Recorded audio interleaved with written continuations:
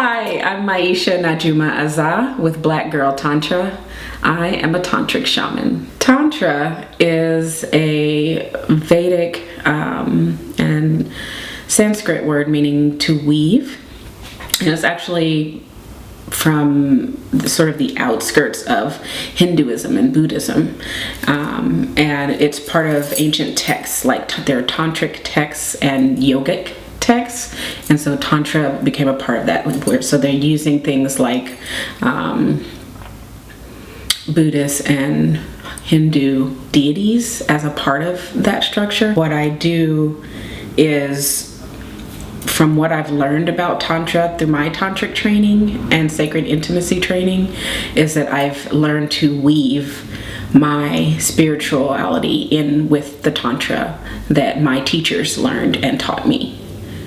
So there's a lot of breath work and mindfulness and yogic practices and movement and things like that, and lots of different texts around basically balance and consciousness related to Tantra.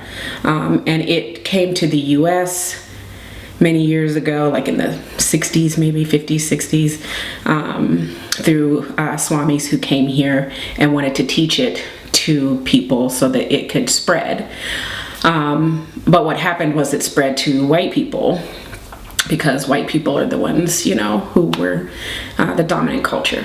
And so what I've learned, the way that I've learned Tantra was with, they were white as well, but they were queer, gay, lesbian, trans, and non-binary people. That's who my teachers are. And they learned from, their teacher was a white gay man, and their teacher's teacher was Swami Rama, who came here from India and who started the Himalayan Institute in New York. So, where you've seen the neti pot and things like that. So, the way that we learned it was through that lineage. And the way that I teach it is with a black girl twist, with my shamanic twist, because I'm also a shaman priestess. So I add all of the things that I've learned, including my massage therapy background, my social work background, and I've used all of that together. That's what I do. That's what Black Girl Tantra is. It's a combination of all of those things that express who I am and that contain who I am, like the fat girl piece as well, because I'm also fat positive and body positive. So for me, Tantra is for everyone, not just the white people you see displayed on images about Tantra, and it's usually white and heterosexual. So mine is more expansive to include queer people, people of color, black people, trans, binary, people with disabilities who, get, who are invisible to everybody else for some reason, and this is about bringing people in the margins, to their full power and sexual power and potential. And Tantra isn't just about sex, but in the West, we use it for that because we're so sexually repressed and oppressed. The way I see it, what can block sexual energy, and really, I think it makes it just a little more challenging to access the energy, is things like unexamined trauma, and shame, fear, guilt, all of those things that we're kind of taught as we're growing up, social expectations, all of those things sort of show up in the body and remain there and kind of can cut you off from yourself. And that is the biggest part, is that because we can be contracting in those areas, it can cut off the flow, right? So what Tantra does is help you experiment and play and be conscious and mindful and use practices that actually enhance your connection with your body, so that then you can sort of open up your flow again, open up the channels again. So, and the way that it's done is in really practical, using practical tools. So it's not just Tantra. What I'm saying is more of a erotic embodiment infused with Tantra, and not just erotic embodiment, but like erotic energy, erotic embodiment, creativity, expansion, spirituality is all mixed together. And what I also will do shamanic Reiki work to help open up some of those blockages. But it really is about getting in touch with it, finding out what it is. And that's different for each person. That's going to be different for each person, where the fear is living in their body, where the guilt may be still residing, where the shame may still be floating around, how you grew up, what we're taught from the movies and TV and media about ourselves, about who we're supposed to be. Other techniques I like to use they include things like my shamanic tools, so like crystals, my oracle cards, and I actually work with the ancestors, with people's ancestors when I work with them, which is something that I don't see generally when people are doing tantric work. But I do this because that's part of where I came from. That's my lineage, my shamanic lineage, and I don't want to compartmentalize and separate all of these different parts of me when I know that they can help heal other people and help them heal themselves. So it's not just necessarily them coming to me to be healed. What I'm getting people to do and helping support them in doing is helping them heal themselves, because that's what happened to me. Like, I healed myself this way, and through all of the techniques that I've learned throughout the years, and I want to impart those gifts and tools that I learned onto other people if they're choosing to use them. The folks who come to me are wanting to try something unique and different and unorthodox and outside the box, because they are unique, different, unorthodox, and outside the box. So that is why I will use things like my shamanic Reiki, the erotic astrology, the sexual freedom techniques that I use. All of those things will help people get in touch and connected with themselves, and become more intimate, because that's the biggest piece, is becoming more intimate with yourself and vulnerable with yourself. And I don't think that we are taught that as children. As children, we're taught to stop crying and to not show our feelings. Most of us. I mean, today is a different time, right? So I'm talking about when I was growing up, I wasn't allowed to have feelings.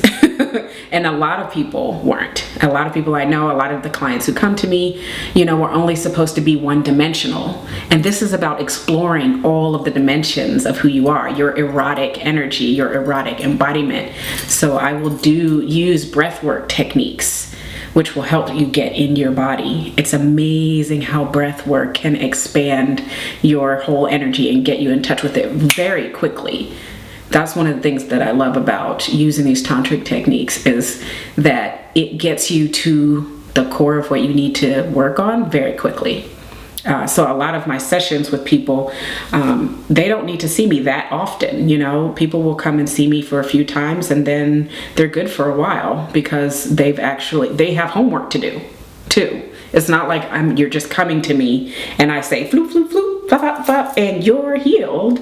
Like, I'm not going to do that. It's like, so this is what you need to do. This is what's coming up for you. This is where you need to practice. This is what you need to experiment with to get you to this next place, to get you to the next area of connection for you.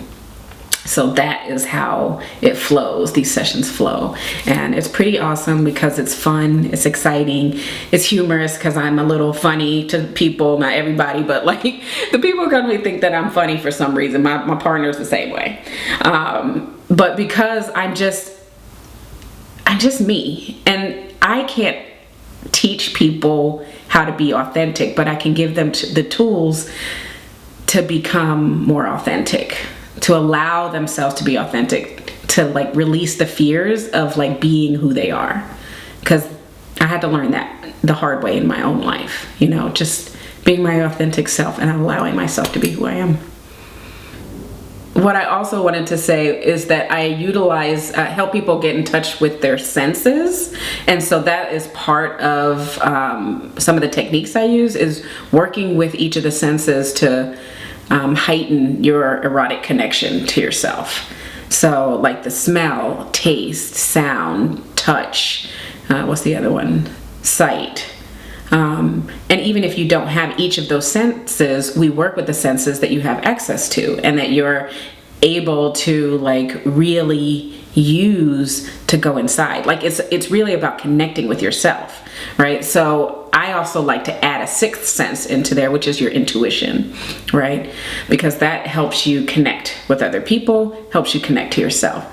And I always start with people first, with themselves first. And then, so sometimes people will come to me about their partners or someone they're interested in or other relationships.